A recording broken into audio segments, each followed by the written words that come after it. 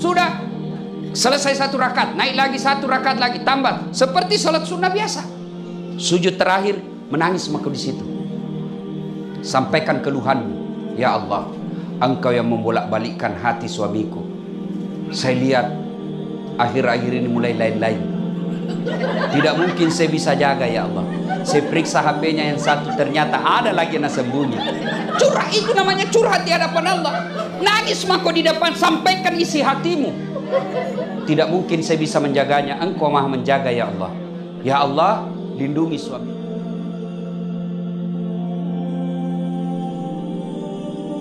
Ibu bapak, saudara-saudara sekalian, Allah tidak melarang kita punya kekayaan rumah seperti ini. Allah tidak. Kalau perlu umat Islam kaya kok, supaya kau angkat derajat dan marwah orang Islam. Jangan kau jadi peminta-minta. Tapi Allah minta syukuri. Bagaimana cara bersyukuri? 1, perbanyak mengucapkan hamdalah. Alhamdulillahi Rabbil Alamin. Tuan takur, kita lihat masukin lagi rumah tak lihat lagi. Alhamdulillahi Rabbil Alamin. Ya, masuki lagi, lihat lagi. Alhamdulillahi Rabbil Alamin. Jangan ucapkan dengan lisan dengan benar, kasih dengar telinga. Itu ada bekasnya. Insya Allah berbekas di hati. Apalagi kau sapu-sapu ya rotak. Alhamdulillahi Rabbil Alamin. Itu pasti berbekas, pasti enak dirasa. Jangan cuma Alhamdulillahi Alamin. Apa artinya itu? Ada orang biasa bersikir, saya tidak tahu apa nak bilang. Coba lihat di masjid, apalagi masjid-masjid kampung, sama-sama subhanallah dibaca, sama-sama alhamdulillah, sama-sama Allahu Akbar, sama-sama 33, sama-sama mulai. Saya baru 11, dia sampai nih. Karena bilang saja 19. Agak betul tuh 19. Dullah. Itu dullah. Pada cengi cikali. Perbaiki. Alhamdulillahi Rabbil Alamin. Itu cara bersyukur pertama. Alhamdulillah. Wih, tabrakan mobilnya anakmu, tapi alhamdulillah anakmu selamat ji. Alhamdulillahi Rabbil Alamin. Dapat WhatsApp, salah kirim. Sudah dijelaskan sama suami, salah kirim gitu. Alhamdulillahi Rabbil Alamin. 1, ucapkan hamdalah. Yang kedua, setelah hamdalah, maka yang kita lakukan berikutnya adalah bertasyakur dan bertafakkur. Apa itu tafakkur? Merenung, evaluasi. Rumah sebesar ini jangan sampai kuburku nanti sempit. Rumah sebesar ini jangan sampai nanti menghimpitku di kubur. Enak rasanya rumah ber-AC kamarnya, kasur spring bed, bagus, kita punya merkuri lampunya. Di akhirat di kubur juga nanti kita punya spring bed dan pakai AC. Alangkah menderitanya di dunia besar begini rumah, sampai di kubur terhimpit kita. Gimana caranya? Mas sudakako. Jangko seke, jangko pelit. Nah bilang orang di kampungku kikirigala paku jambatang. Ibu, kutanya ke ibu, senang suami pelit atau dermawan? Senang tetangga pelit dermawan? Senang mantu pelit dermawan? Tetangga pelit dermawan? Tidak ada orang suka orang pelit. Bahkan orang pelit sekalipun tidak suka sama orang pelit. Iya tuh. Tidak pilih apa kau udah bilang jago piru mana seke ki. Jago piru mana seke sekali itu. Padahal dia juga seke. Begitu jeleknya itu sifat seke. Maka ketika punya ki rumah begini, datang sekampung tak jangki pelit. Datang keluarga tak jangki pelit. Ukurannya itu kalau kita orang Bugis, tempat makan. Ukuran dermawannya orang Bugis kita itu makan. Maka jangan heran kalau kita datang ke rumahnya orang Bugis, mau jam makan atau tidak, pasti napandre ki iolo. Biasanya kan ada orang tamu jam 12 pi, waktu makan pina kasih makan. Tidak. Kalau orang Bugis, mau jam 2 dini hari, mau jam 3 sore, datang langsung sibuk, nak kasih makan tuan tamunya. Itu salah satu kedermawanan ukurannya makan. Makanya orang Bugis itu beda itu kalau dia di warung dengan suku lain. Kalau orang Bugis biar tidak mau namakan, yang penting kasih rame meja. Dimakan atau tidak rame. Kalau sedikit di atas na bilang, masih ke. Dek na meluk Yandre gagana.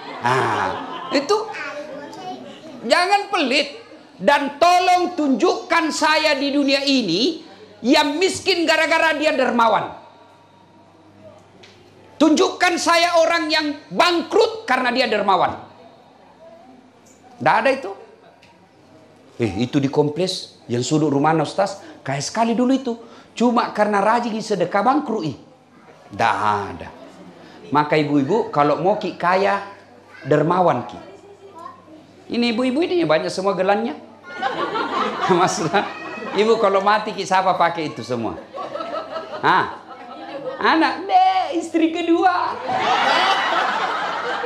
Pasti mi kawin lagi suami tak.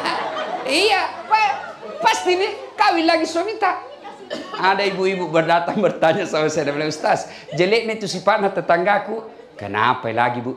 Masa tahu istrinya belum pikirin kuburna, baru 3 bulan meninggal istrinya kawin lagi. Saya bilang, itu tetanggaku masih hidup istrinya kawin mi.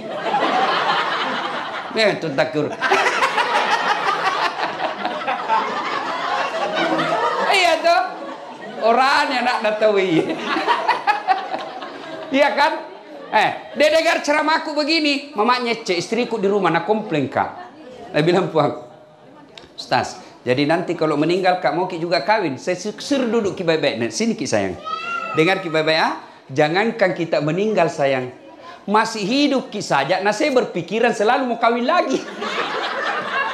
Ayo. Maka demi Allah kalau kita bersyukur kepada Allah, bersedekahlah. Bu-ibu, ada anak tak susah dinasihati.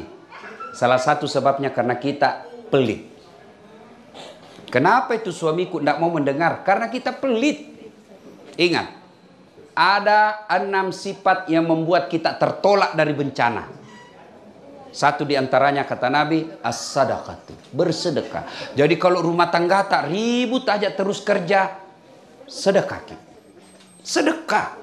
Allah kan yang mendatangkan bala, Allah yang menghindarkan kita. Jadi kalau mau ki punya rumah yang bahagia, rumah tangganya rukun akur, sedekah ki. Jadi kalau kita dengar nih suami tak mulai lain-lain, toh, kayak itu laki-laki ada tuh dibilang ya nakal-nakal sedikit. Ya, dia bilang bagaimana tidak Ustaz? Kalau di warung kopi baik namamu itu pelayan. Assalamualaikum Pak Haji. Mau ki minum apa? Kopi. Pakai gula atau tidak? Gula. Gulanya yang rendah kalori atau bagusnya itu sopan kasih. Bagus dua tangan nak kasih suami tak. Sekalinya sampai di rumah, bikinan saya kopi. Apa kopi terus kau. Gimana suamimu ndak nambil orang cilaka? Ya. Nah, kita lihat mi gelagak-gelagak suami tak. Ciri-cirinya misalnya tuh yang selama ini tidak pernah pakai parfum keluar. Nah biar pengharum ruahan nah pakai Tommy. Ciri-ciri itu. Selama ini tidak pernah setrika. Nah biar baju dalamnya mau Tommy disetrika. Mencurigakan itu. Paling mencurigakan kalau terima WhatsApp dalam kamar mandi. 70% wajib dicurigai. Nah kalau sudah begitu mi suami tak, jangan kau pergi curhat di medsos. Tak kusangka kau begitu. Curhat tau di medsos 60 umur dah. Datang kuliah itu ibu-ibu. Ini deh caleda. Nah, ada tong kuliah itu ibu-ibu. Ini deh update status tuh. Di mana di kau? Oh mana? Daripada ibu begitu curhat, ya Allah. Kan ibu-ibu kan selalu berdoanya di medsos. Ya Allah lindungi suamiku. Status ibu itu suami. Tuhan mau baca statusmu. Jadi bagaimana kalau mau curhat? Salat tahajud ki. Kalau Allah lindungi suami tak, biar itu perempuan telanjang di depannya tidak mempan. Makanya minta tolong kepada Allah. Ini kita mak jaluk, manena, bertengkar. Hamil lagi. Atau begitu, aku bilang apa sih maksudnya ini? Bertengkar, ini tampusi. Ada tong itu begitu. Ya sudahlah. Nah, ketika ada masalah begitu, ibu jangan cerita jeleknya pasanganmu. Bapak jangan cerita jelek pasangan sama orang lain. Pasti nak cerita ke orang. Masa nak cerita ke Ustadz? Nah masih saudara ke itu. Siapa yang dorong Nabi Yusuf ke sumur? Saudaranya. Masa ton sih nak cerita ke Ustadz? Pamanku itu, amureku. Siapa itu? Abu Lahab. Pamannya Nabi. Masa nak cerita kak, nama si sepupu kak. Abu Sofyan itu sepupunya Nabi. Maka lebih baik curhat kepada Allah. Ambil sholat duha. Sudah itu ngadu kepada Allah. Saya tidak tahu salinya sholat duha. Tidak harus bahasa Arab itu sali. Kalau mau ke bahasa Bugis, bahasa Bugis. Wani akan mas sampaja hajat. Kalau kita mau sholat hajat. Ya, sholat hajat karena kita punya hajat besar. Sholli sunnatal hajjati. Kalau bahasa Arab, kalau kita bahasa Bugis, waqatai masampaja hajat 2 rakaat, sunnah iriseseku lillahi ta'ala, Allahu Akbar. Bahasa Indonesianya, saya niat salat hajat 2 rakaat, sunnah hukumnya bagi saya lillahi ta'ala, Allahu Akbar. Itu juga tidak tahu, berdiri tegak menghadap kiblat, ambil jalur pintas. Mana caranya? Bilang makin saja, Tuhan, salat hajat nah, Allahu Akbar. Ya ketawa serius kayak ini.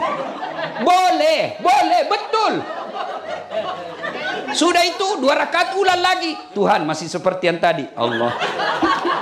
Boleh. Benar boleh. Nah, sudah itu baca doa iftitah, baca Al-Fatihah, baca surah pendek. Surah pendek apa? Surah apa saja. Bahkan boleh tidak baca surah pendek. Selesai ruku, tidal. Sudah selesai 1 rakaat, naik lagi 1 rakaat lagi, tambah. Seperti salat sunnah biasa. Sujud terakhir menangis maka di situ. Sampaikan keluhanmu. Ya Allah, Engkau yang membolak-balikkan hati suamiku. Saya lihat akhir-akhir ini mulai lain-lain. Tidak mungkin saya bisa jaga ya Allah. Saya periksa HP-nya yang satu, ternyata ada lagi yang sembunyi. Curhat itu namanya curhat di hadapan Allah. Nangis maka di depan, sampaikan isi hatimu. Tidak mungkin saya bisa menjaganya. Engkau Maha menjaga ya Allah.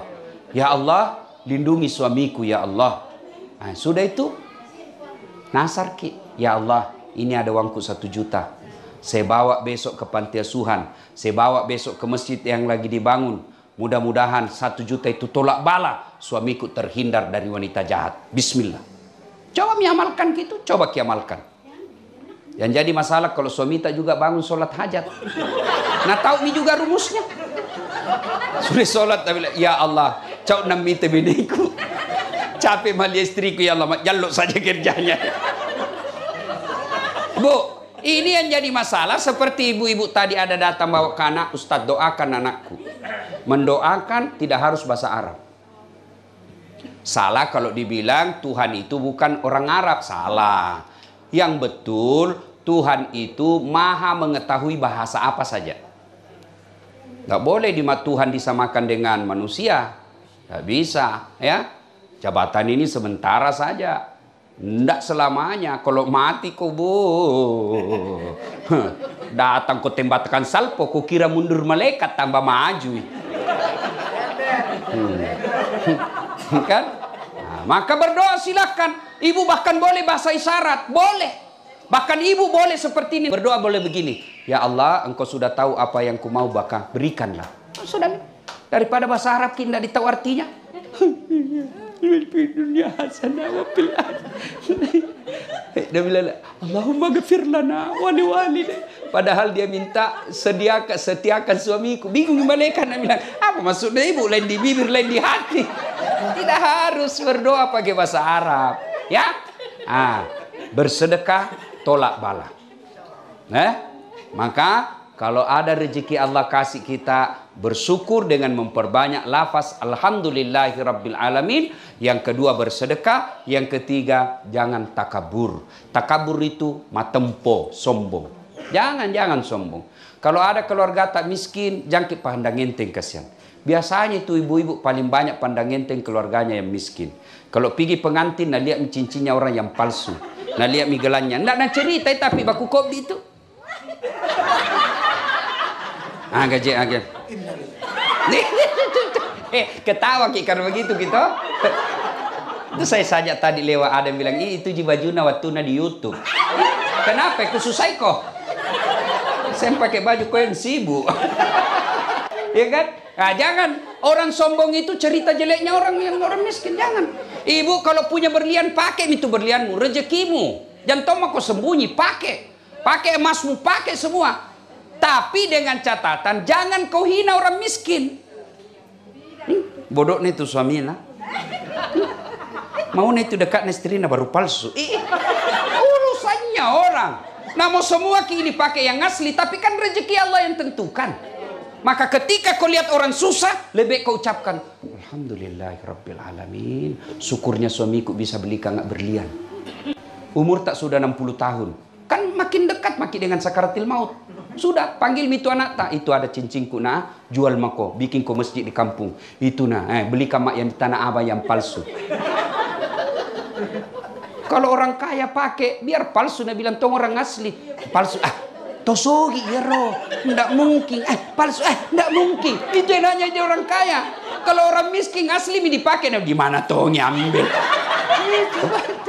Maka enak memang jadi orang kaya ya. Tapi ingat, orang kaya juga itu banyak pertanyaannya nanti. Orang kaya banyak pertanyaannya. Karena di padang mahsyar nanti itu kan diantri orang untuk ditanya. Tersangka pertama, maju. Maju. Nama, Inem. Pekerjaan, pembantu rumah tangga. Gaji, 3 juta per bulan. Kau gunakan untuk apa? Tuhan, sebenarnya tidak ada cita-citaku menjadi pembantu. Cuma kan sakit bapakku. Tidak ada keterampilanku, tidak ada sertifikatku. Saya pergi merantau. Jadi pembantu di Jakarta. 3 juta gajiku. 2 juta saya belikan obat ibuku tiap hari, tiap bulan. 1 jutanya operasionalku tiap bulan di Jakarta. Mobil? Tidak ada.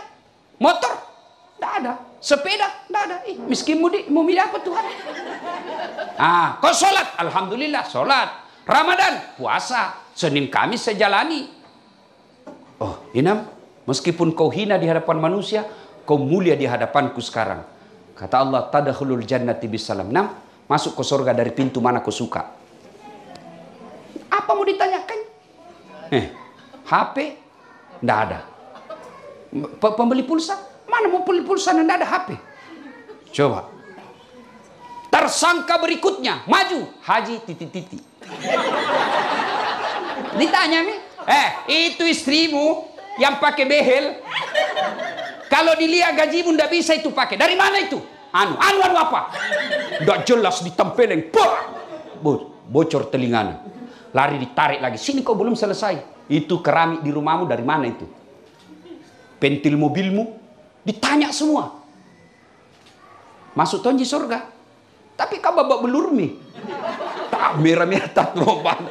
Lama kan pertanyaan. Lama mulai ditanya jamnya, ditanya lampunya, ditanya. Semua ditanya. Kan banyak hartanya. Masuk juga surga. Tapi banyak pertanyaannya. Begitu datang dia bilang. Bosku. Idam kan lebih dulu memang masuk surga. Demi, mau kali lihat bagaimana modelnya ini kesian. Ternyata di blender ki. Masuk juga surga tapi terlambat mi. Bapak belur mi merah jam setengah mati jalan. Ketemu Idam dia bilang, Ipuang, kenapa ki? Dia bilang terlambat. Kenapa bisa terlambat? Jangan banyak bicaramu di situ deh. Sekira banyak mobil itu hari, kenapa bisa terlambat? Dia bilang itu mi mobil banyak sekali pertanyaannya. Jadi enak itu. Ini hidup kalau ditempatkan pada sikap yang betul, semua nikmat. Kaya dia syukur, enak. Miskin dia sabar, enak. Supaya kau miskin sabar, bayangkan bagaimana susahnya pertanyaan di akhirat orang kaya. Enak nih perasaan.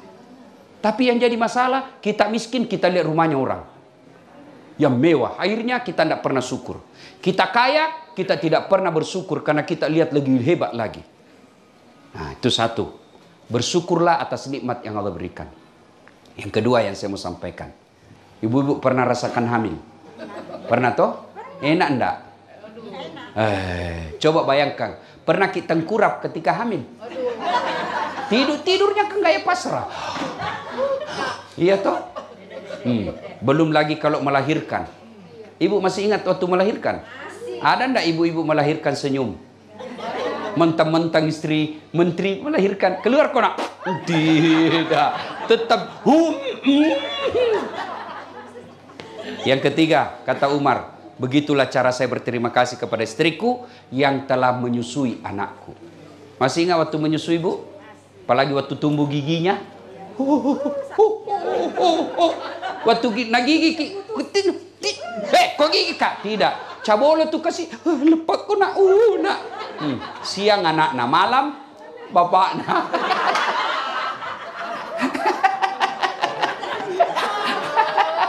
Iya toh?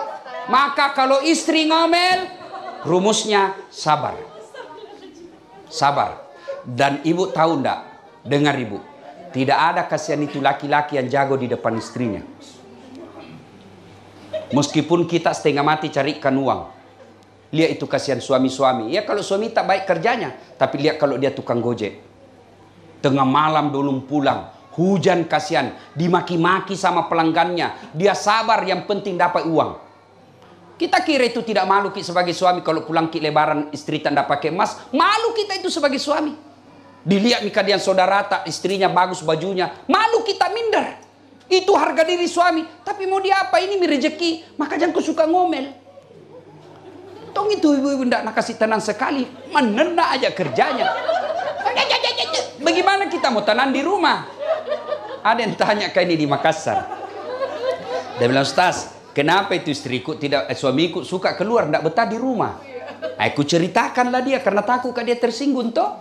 Ibu, ada itu suami istrinya suka ngomel. Ngomel aja kerjanya, tidak betah suaminya. Akhirnya suaminya punya kreativitas. Oh, nah bawa pergi beli berlian. Sudah beli perhiasan, senanglah istrinya. Nah bilang suaminya, Dek, kita pergi wisata sumur tua. Dia bilang, ayo nih. Pergilah dia pergi lihat sumur-sumur tua. Ini sumur tua, Bu, 400 tahun umurnya. Begitu dekat sumur tua, Nabi bilang suaminya, lihat ki bedek sayang, ada airnya itu sumur.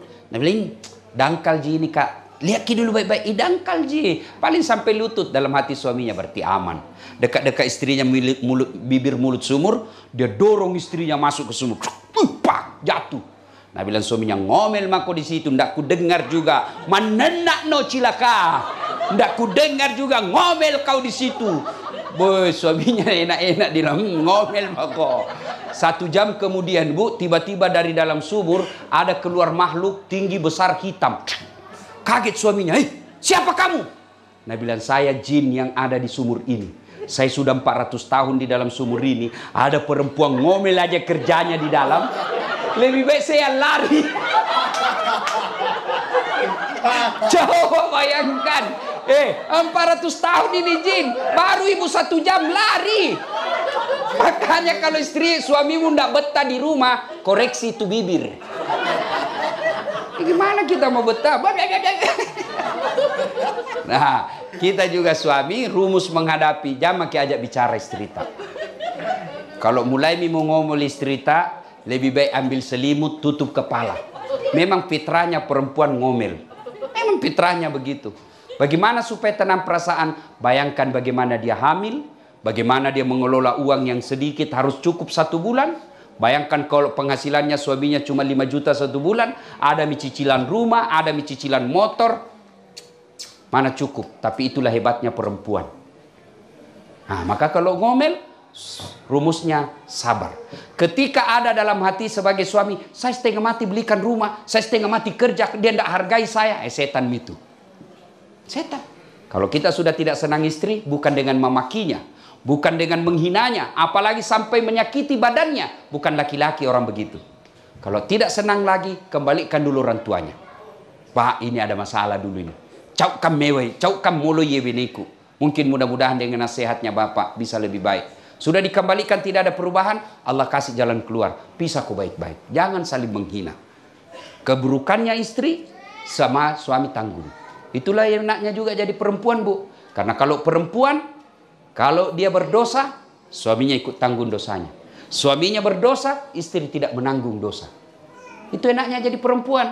Kalau suaminya ulama, tapi istrinya tidak pakai jilbab, istrinya tidak sholat, istrinya tidak puasa, ku anfusakum wa ahlikum nar. Itu suami nanti yang tanggung di akhirat. Kalau istri, suaminya pemabuk, suaminya koruptor, suaminya pezina, suaminya penarkoba, tapi istrinya baik di rumah, tidak bagus agamanya, tidak ada urusan. Kata Allah, jangan kurusi, kau tidak tanggung dosanya suamimu. Itulah sebabnya istri tidak boleh keluar rumah tanpa izin suami. Suami tidak harus minta izin sama istri. Kenapa? Karena memang suami kerjanya harus lebih banyak di luar rumah. Nah, ibu bapak, saudara-saudara sekalian, banyak yang mau disampaikan, tapi waktu jualah yang membatasi kita. Ceramah saya ini tidak ada gunanya kalau tidak diamalkan. Mulailah mengamalkannya dengan menghilangkan sifat sombong dan banyak sifat syukur. Kalau kita sudah mampu bersyukur, maka Allah pasti akan tambah nikmatnya. Nikmat dunia, insya Allah nikmat akhirat. Demikian, lebih dan kurangnya mohon dimaafkan. Bukanlah aib, bukanlah dosa, bukanlah pelanggaran moral kalau perempuan suka sama laki-laki lebih awal. Tapi jaga harga dirimu. Jantungku terlalu pugar. Wih cowok, kusuka nu. Jangan juga begitu. Cari kok orang yang bisa menjaga harga dirimu. Sudah. Akhirnya terjadi pernikahan. Khadijah umurnya 40 tahun. Muhammad sallallahu alaihi wasallam 25 tahun. Mulailah terangkat derajatnya Muhammad. Makin disuka orang. Tapi pada usia Nabi Muhammad sallallahu alaihi wasallam 40 tahun diangkat menjadi rasul.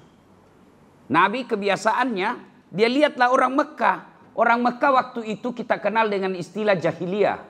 Jahiliyah itu kenapa? Satu, dia sembah Tuhan empat. Empat Tuhan dia sembah. Latta, Manat, Uzza dan Hubal. Empat Tuhannya. Lalu datang Muhammad mengatakan, La ilaha illallah. Tiada Tuhan selain Allah. Allah ahad.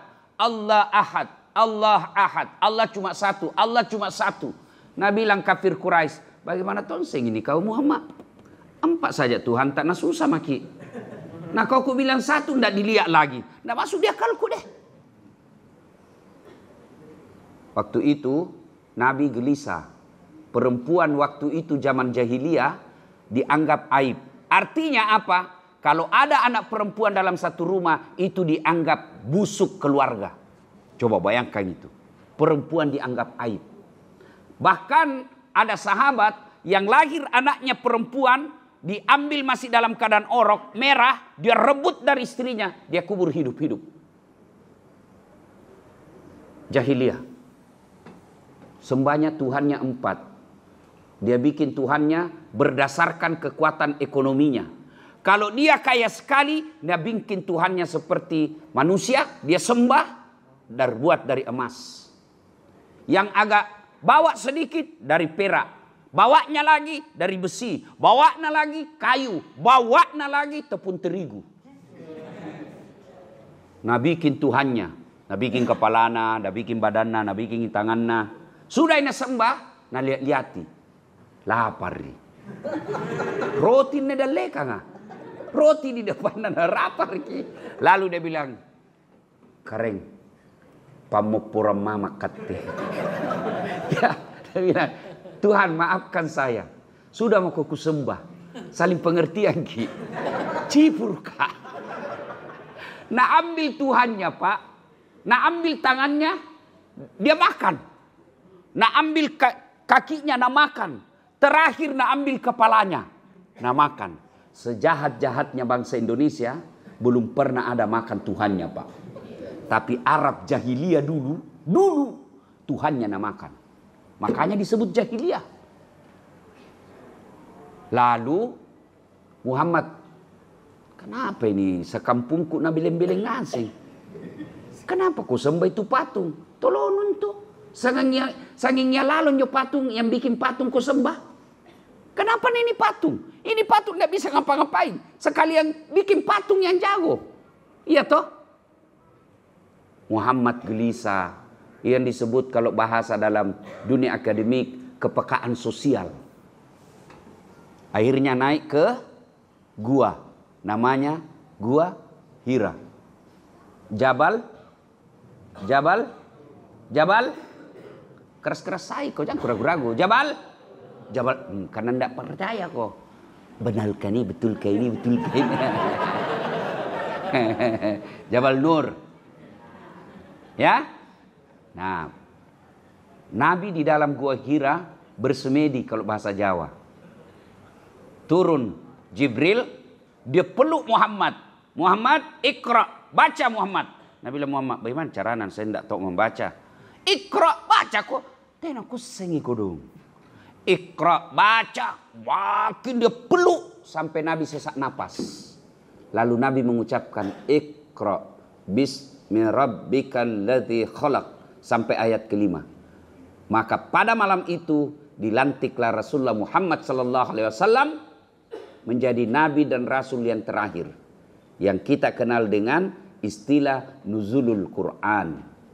Yang istilahnya itu turunnya Al-Quran yang pertama. Nah, kita peringati. Sudah itu Nabi menggigil, dingin. Dia pulang ke rumahnya. Siapa istrinya tadi, Bu? Siapa istrinya? Siti Khadijah. Assalamualaikum warahmatullahi wabarakatuh. Dingin kok. Dingin sekali ini sayang.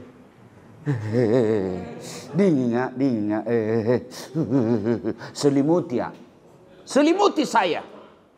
Ibu, kira-kira kalau kita 3 hari 3 malam tidak ada kabarna suami kita, ditelepon tidak nangka ki, di WhatsApp kina baca ji, tidak na balas si, ditelepon na rejeki, tidak ada kabar-kabarna, tiba-tiba datang bilang selimuti saya dingin nggak? Kira-kira kita selimuti ki, Bu? Balle-balle kok. Pasti nu bilang batu kebaik kok cilaka. Dari mana kok? Pulang-pulang menggigil minta diselimuti. Dari mana kok? Mana HP nu? Allahu Akbar. Siti Khadijah tidak. Apa dia katakan? Sami'na wa ata'na. Saya dengar dan saya taati. Maka ibu-ibu pulang, jadilah istri yang soleh. Jadilah istri yang taat sama suami. Biar kau tiap malam datang tahajud di sini menangis-nangis, tapi kurang ngajar kau sama suamimu. Tidak ada nuda apa. Ya Bu. Tapi sekarang ibu-ibu jarang ngurus suami. Saya ingat almarhum bapakku. Sebelum pergi sawah kalau pagi-pagi, sudah ada mie kopina. Pasti sudah ada kopi. Minum kopi baru pergi sawah. Kata bapak-bapak, dibingin ko kopi. Bohong kok kalau dibikinan kok. Bukti apa? Ada semua kok pagi-pagi di warkop. Saya tanya, kenapa pergi warkop? Nggak nak bikinan kok kopi istrino di rumah. Nah bilang nak bikin Ustaz, cuma ndak enak. Kopi diminum, omel dirasa. Makalah kola cilaka. Ya, Khadijah akhirnya pada saat itu setelah Nabi diangkat menjadi Nabi dan Rasul, kedinginan, lalu Khadijah panggil sepupu satu kalinya namanya Waraka bin Naufal, pendeta. Dalam keadaan tunanetra itu pendeta, tidak bisa melihat, datang. Nabi ceritakan. Lalu apa kata pendeta itu? Muhammad, apa yang datangi kamu itu sama persis yang mendatangi Adam, sama persis yang mendatangi Ibrahim, sama persis yang mendatangi Daud alaihissalam, sama persis yang mendatangi Isa alaihissalam. Kau diangkat jadi rasul. Dan beliau ini yang pendeta memprediksi, andai saja saya masih hidup, andai saja umurku panjang, pada saat kamu diusir dari umatmu, saya akan bantu kau pada waktu itu. Dia sudah tahu bahwa Muhammad akan diusir, itulah hijrah. Nah, diangkat menjadi rasul, mulailah Nabi dibenci. Sampai puncak kebenciannya kepada Bani Hashim, diisolasi. Jadi di Mekah waktu itu pusatnya ada di Ka'bah. Masing-masing sudut ada, kalau bahasana sekarang komunitas. Komunitasnya Umar bin Khattab. Komunitasnya Muhammad yang kita kenal dengan Bani Hashim. Maka pembesar-pembesar Yahudi, pembesar Quraisy, Abu Jahal, Abu Lahab, Abu Sofyan, dan Abu Goso, berkumpul, bermusyawarah. Ini Muhammad makin membahayakan. Maka diambil keputusan tidak boleh bertransaksi, tidak boleh berbisnis, tidak boleh berniaga, tidak boleh kejual gandummu, tidak boleh kejual kainmu, tidak boleh kejual kurmamu, tidak boleh kejual untamu, dan beli barang-barang mereka. Selama ini isolasi dilakukan. Berapa lama diisolasi Rasul? Boykot 3 tahun. Puluhan sahabat mati kelaparan. Disinilah habis hartanya Khadijah, cinta Rasulullah sallallahu alaihi wasallam, ibu kita kaum muslimin. Habis hartanya untuk apa? Dia bagi pada saat diisolasi. Ibaratnya begini, seluruh warga BTP, jangko pergi belanja di sana, jangko beli barang-barangnya, jangan kau kasih masuk bensin, jangan kau kasih masuk beras. Dimusuhi. Itulah Bani Hashim waktu itu. Habis hartanya Khadijah.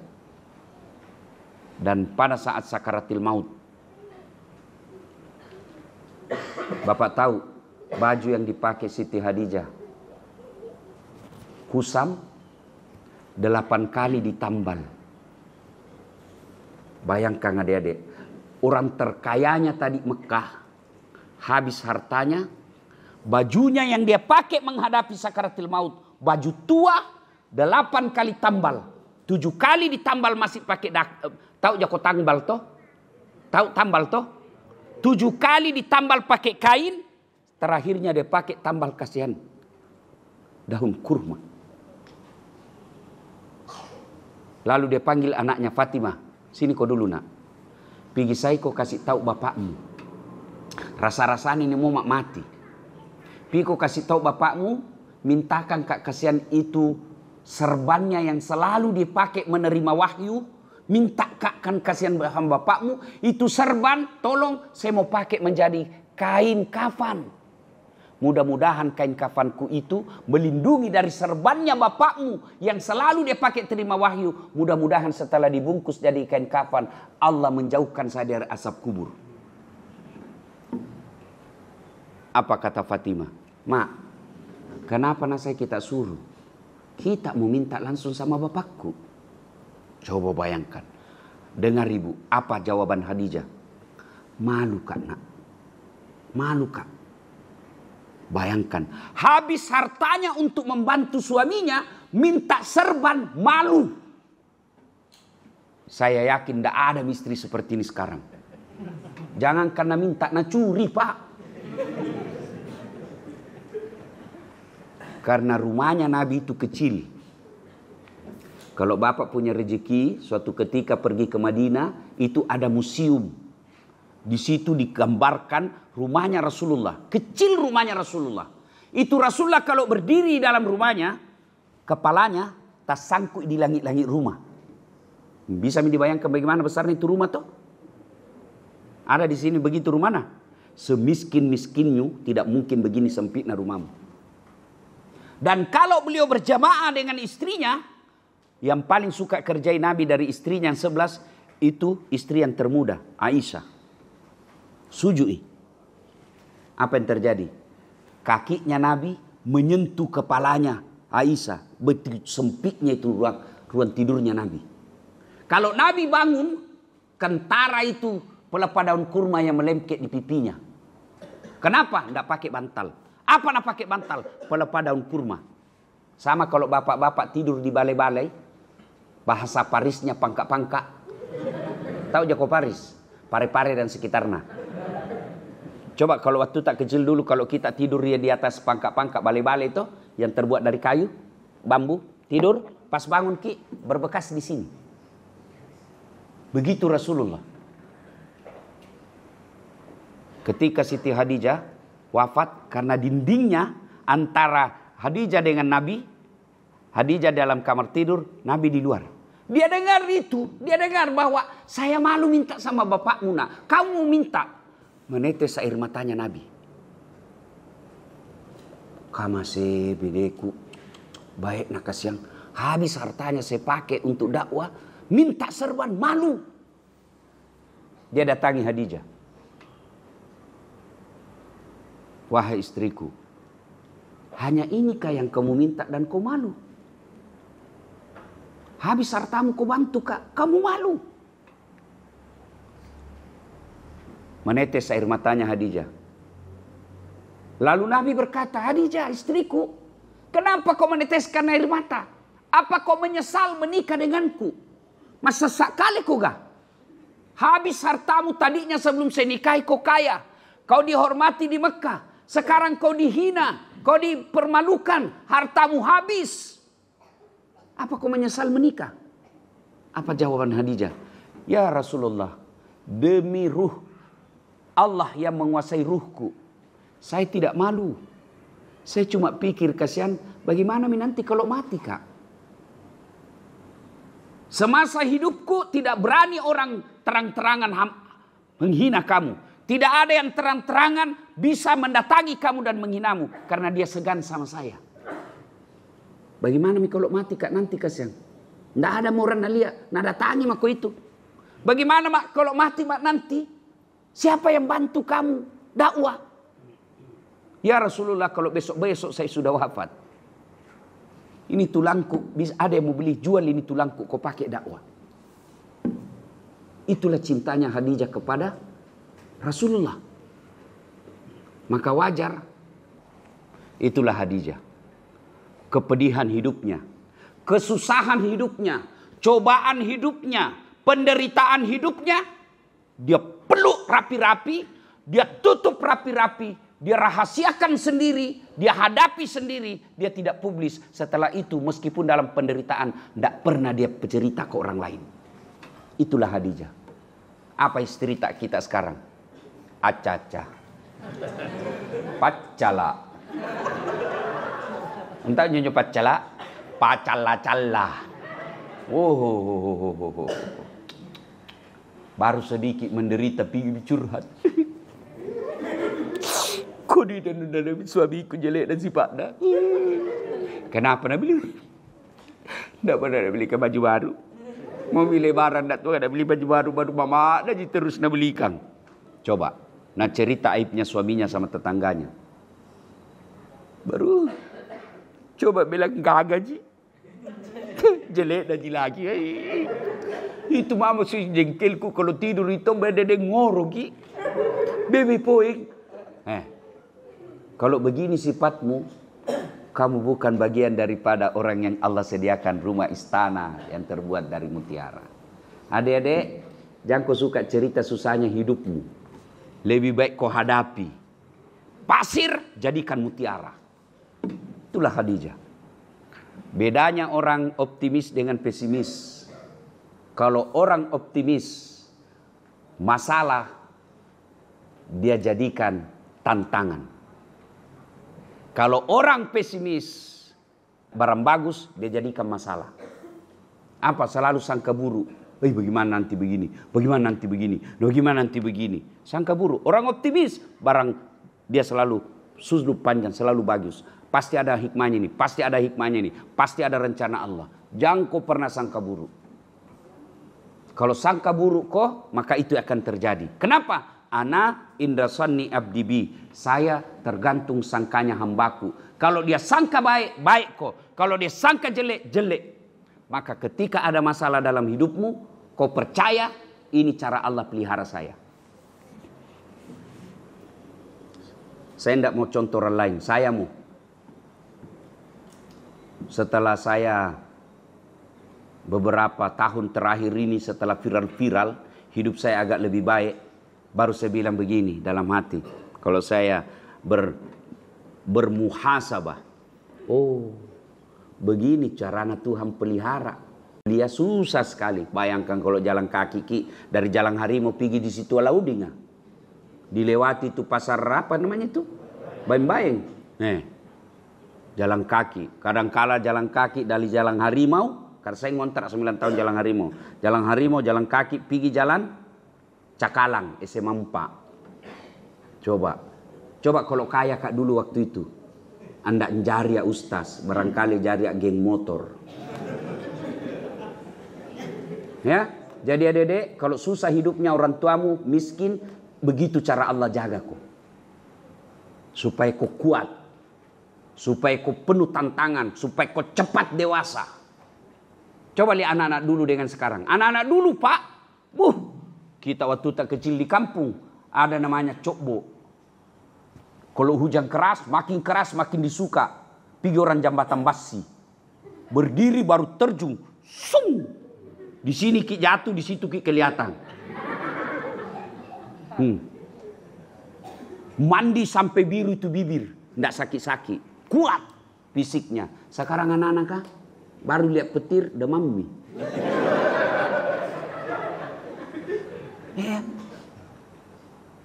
Begitu cara Allah. Waktu itu lagi saya pikir-pikir, begitu cara Allah jaga saya. Rumah yang selalu saya tempati selalu dekat dengan masjid. Di rumahku di kampung dekat dari masjid. Nurul Iman namanya. Begitu saya pergi merantau menuntut ilmu ke Makassar, saya tinggal di Yosudarso. Ada lagi masjid di situ, di dekatnya. Ada di situ namanya dulu toko Sanen, toko foto-foto. Di belakangnya situ ada masjid. Kalau saya tidak salah, Babus Salam. Dari situ pindah lagi. Pindah kemana? Jalan Harimau. Ada lagi masjid. Namanya Baitul Aman. Lorong 77A. Guling-guling jak sedikit sampai mak. Wah, dekat sekali. Dekat sekali. Pindah lagi. Karena tidak bisa dikontrak. Itu rumah awalnya dikontrak 500.000. Naik lagi 700.000. Naik lagi 900.000. Naik 1,5 juta ampun mak. Tidak bisa aku bayar. Akhirnya saya pindah ke dekat Brimob. Geraha Jannah. Pernah kak di situ tinggal 1 tahun lebih. Ada lagi masjid di situ. Tidak bisa malah lagi pindah kak ke rumahnya kakak sepupu. Jalan Cemara. Dekatnya penjual cakara. Tok Dopuli. Ada lagi masjid di situ. Masjid Mukmin Muslim Pancasila. Bahkan saya pernah jadi ketua remaja masjid di situ. Pindah lagi di Tok Dopuli. Ada lagi masjid. Pindah lagi ke Hertasning. Apalagi nama perumahanku di situ?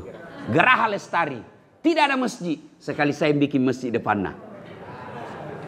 So begini rupanya cara Allah pelihara saya. Selalu kak nak kasih dekat masjid. Maka ibu-ibu kalau mau anakmu merantau pergi sekolah, carikan rumah yang dekat dari masjid. Bapak-bapak mau beli rumah, beli kok rumah yang dekat dari masjid. Cuma kita kalau pergi lihat pameran rumah, apa kita lihat? 10 menit dari mall. Mau kau pergi mall tiap hari cilaka? 5 menit dari rumah sakit. Berdoa kau tidak masuk rumah sakit, nu mati. 10 menit dari bandara. Tiap hari kau mau pergi bandara. Yang penting 10 menit dari masjid. Itu. Kalau dekat itu masjid, nampak kosnya, paling tidak dia selalu datang ke masjid. Dengar azan. Jadi itu yang disebut melihat tantangan secara positif. Jangan membuatmu menjadi generasi, apakah namanya ini sekarang? Gen Z. Gen Z, bukan Gen Z itu diputar-putar begini ya. Apa kata peneliti dari Korea? Dia katakan apa? Generasi Gen Z dia sebut dengan generasi strawberry. Nampak dari luar cantik, nampak dari luar bagus, tapi dalamnya kecut. Gampang menyerah. Sedikit-sedikit galau. Sedikit-sedikit cemas. Itulah generasi Gen Z sekarang.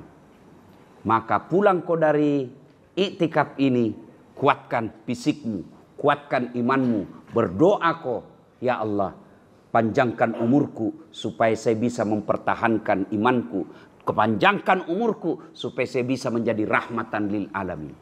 Nah, ini perlu juga saya kasih tahu. Kenapa itu tadi kalau setiap salat tahajud antara 2 rakaat itu agak lama baru naik lagi orang. Itu kita kasih kesempatan berdoa. Ya. Nah, jadi dari itu supaya berdoa. Nah, kurang lebih 5 menit minta maki kepada Allah. Doa. Supaya ringkas bilang saja. Begini doa. Ya Allah, saya minta mohon kepadamu seperti yang pernah dimohonkan oleh Rasulullah Muhammad SAW. Ya Allah, saya menghindar kepadamu seperti yang pernah dihindari oleh Rasulullah Muhammad SAW. Kalau saya doaku ringkas. Ya Allah, berikan saya keberuntungan hidup. Itu je saya doakan. Ya Allah, berikan saya keberuntungan hidup. Apa yang disebut keberuntungan hidup? Ada tabrakan, beruntung tidak ada di situ. Ada gempa, beruntung tidak di situ. Dan itu buktinya ada gempa waktu di Mamuju.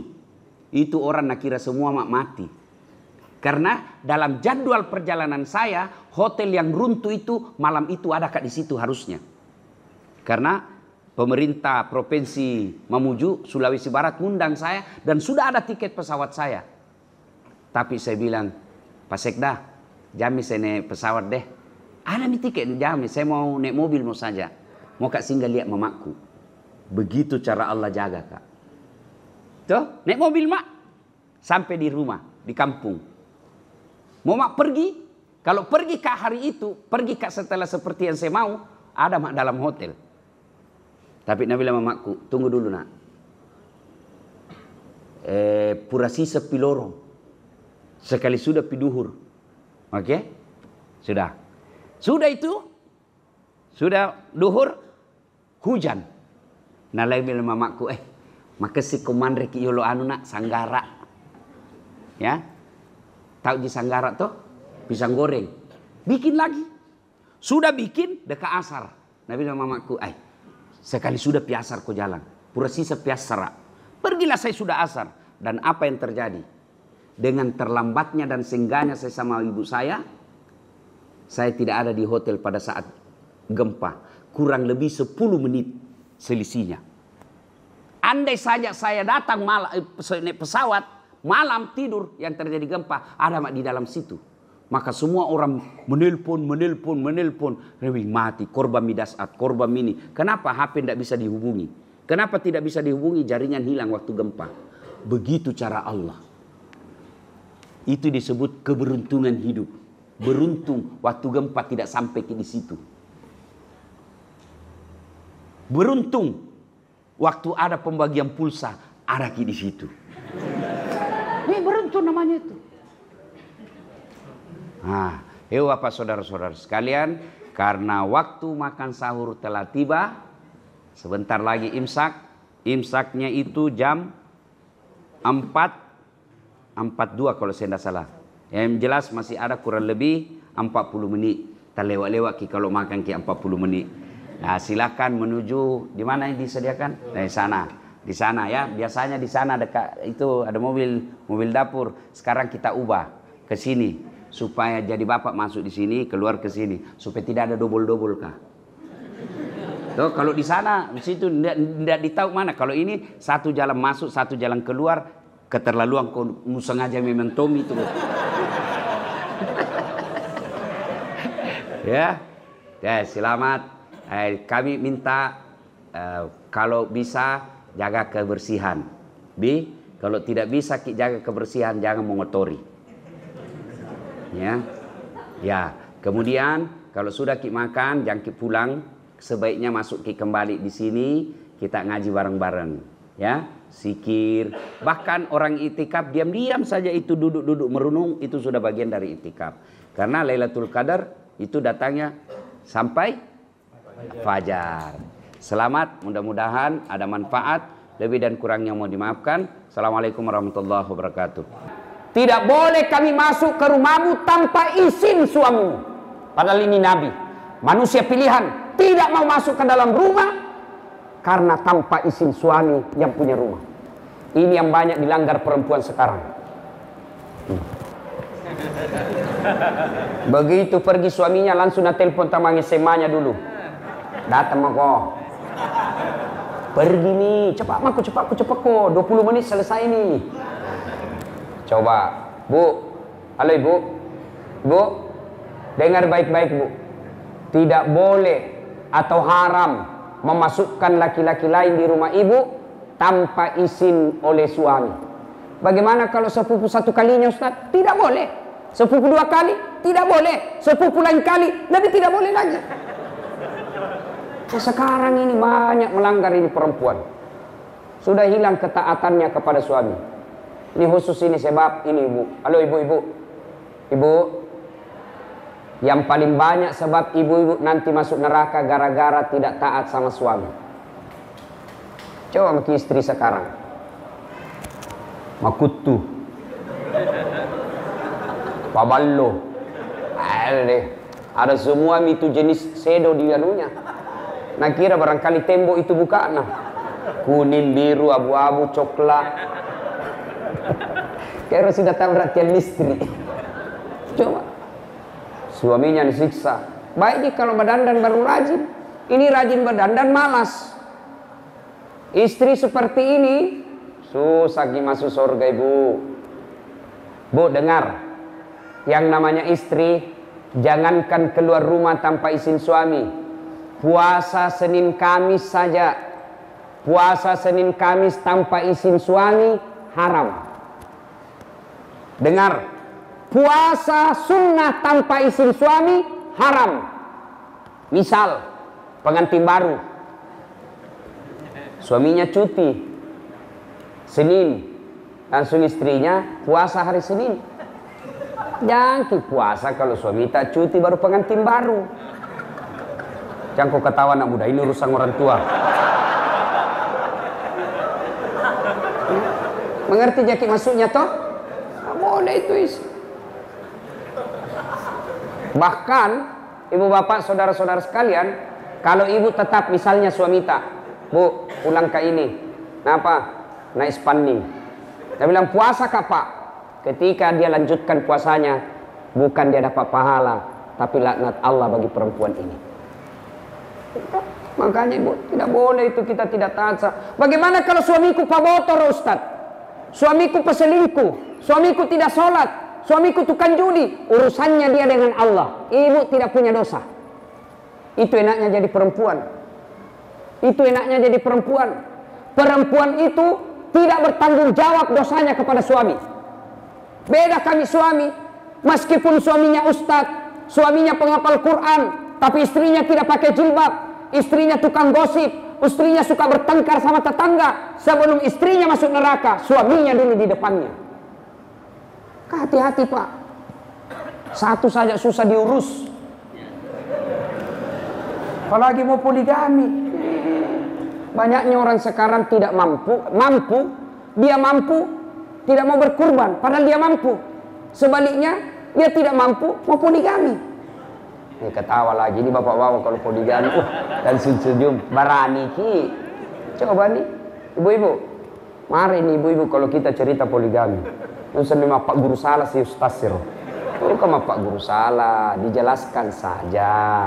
Bapak-bapak jangan coba-coba kalau tidak bisa ngurus. Satu saja itu tanggung jawabnya di akhirat luar biasa. Apalagi kalau mau keempat. Yang ketawa. Nah ibu bapak saudara-saudara sekalian yang saya hormati ya. Kembali tadi. Ketaatan kepada suami. Ibu-ibu zaman sekarang, saya heran kalau masih ada yang malas. Bandingkan ibu-ibu zaman dulu. Itu ibu-ibu zaman dulu kasihan luar biasa. Masaknya pakai kayu. Sekarang kita tinggal pakai gas. Lampunya samperong. Ini anak-anak milenial tidak tahu ini. Itu yang lampu dikasih masuk baru ada kaca-kacanya. Dipakai belajar. Pas selesai belajar ada semua itu asap di sini dulu Pak. Ini dapat semua dulu itu. Ada yang tahu aurat laki-laki? Mana aurat laki-laki? Pusat sampai kalian kalau pergi main futsal, bulu tangkis, bola, tenis, basket, jangan kelihatan pahamu. Itu dosa. Bagaimana hukumnya kelihatan paha? Dosa. Kenapa kalau main bola kelihatan pahamu? Kenapa kalau kau pergi main basket kelihatan pahamu? Kenapa main bulu tangkis kelihatan pahamu? Berarti imanmu baru 2/3, belum sempurna. Ayo, tahun ini silahkan main bola, silahkan main basket, silahkan jogging. Jangan tontonkan auratmu. Saya jogging juga kalau di Makassar, jogging saya. Tapi saya pakai gamis begini. Saya benar Pak. Orang bilang ketawa, saya bilang kenapa? Memangnya kau yang pakai? Saya yang pakai, kau yang sibuk. Nih, ayo.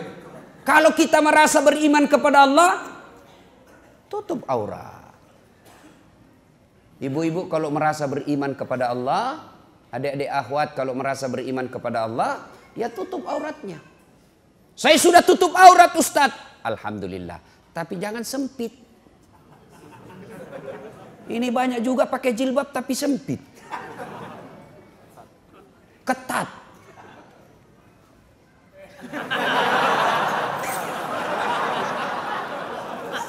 Pantatnya kita setengah mati. Transparan pula. Biasa saya bilang ini cewek cerdas atau beleng-beleng. Syarat pakaian itu kan 1, tutup aurat. 2, tidak mempertontonkan lekuk-lekuk tubuh. 3, pantas. 4, indah. Tutup aurat, sudah. Alhamdulillah. Tapi sempit, tidak memenuhi syarat. Kami ini laki-laki habis amal gara-gara kelakuannya ini cewek-cewek.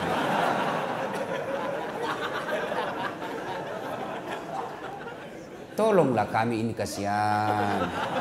Jangan kau habisi amal kami. Marilah kita kerjasama. Kami laki-laki jaga mata. Tolong Anda cewek jaga akhlak. Karena biar kami setengah mati jaga mata, kalau kalian keluar gentayangan, habis amal kami. Dilihat dosa, tidak dilihat barang bagus.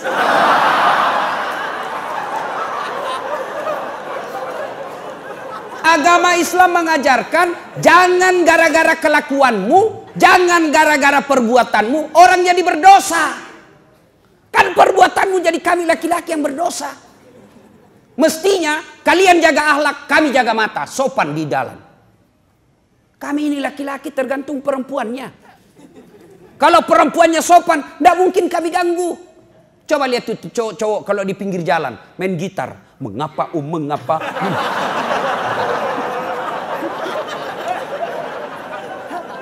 Tiba-tiba cewek lewat pakai jilbab, paling kalau diganggu, Assalamualaikum, bau surga ya deh.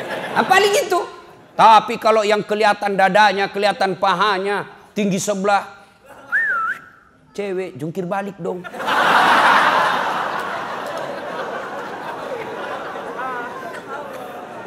Kalau melaku beriman, yuk pakai jilbab, oke. Tapi jangan mempertontonkan lekuk-lekuk tubuh. Adik-adik juga nih, masuk masjid jangan kau pertontonkan lekuk-lekuk tubuh, meskipun kau laki-laki. Terutama ini yang berat badannya agak tinggi. Bukan gendut, cuma kuat makan. Sempitlah bajunya, kaos pula, masuk ke masjid, ruku masih bagus kelihatan. Sujud ada celengan di belakang.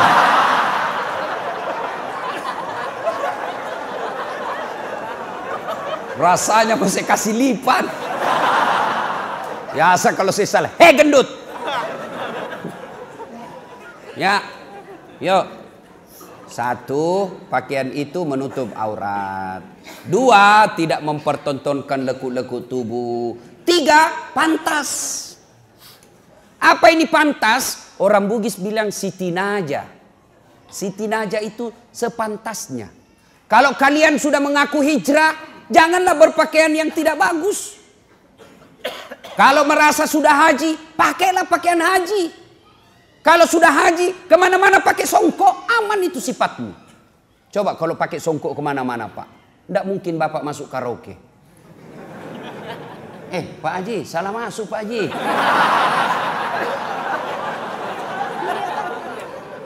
Ibu-ibu juga begitu. Kalau suamimu mau tergoda, mau terhindar dari godaan dan perbuatan maksiat, suruh kemana-mana pakai gamis, pakai baju takwa, pakai songkok putih, aman itu di jalan. Saya rasakan Pak. Saya kalau kemana-mana kan begini. Biasa ada cewek namanya saya darah muda. Tiba-tiba ada cewek melintas cantik, rasanya mau dilihat, tapi saya pakai gamis, terpaksa sedikit saja.